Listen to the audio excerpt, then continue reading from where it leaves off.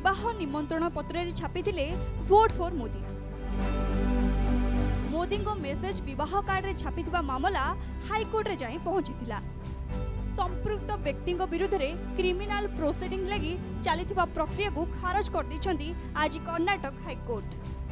संपृक्त व्यक्ति निमंत्रण पत्र रे वार्ता देथिले जे जो उपहार मते विवाह रे देबाकू भाबिचंती ताहा बदल रे नरेंद्र मोदी को गोटे वोट दियंतु। शिवप्रसाद नामक व्यक्ति विरुद्ध रे अपराधिक मामला चलिबाकू पिटिशन होइथिला, किंतु कर्नाटक हाईकोर्ट रो जणिकिया खंडपीठ जस्टिस एम नागप्रसन एहाकू खारज कर दैछंती।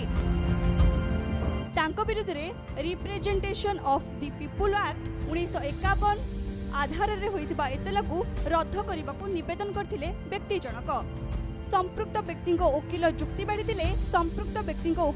बाढ़ी जे निर्वाचन घोषणार बहु पूर्व अर्थात मार्च 1 रे इनविटेशन प्रिंट होइथिला।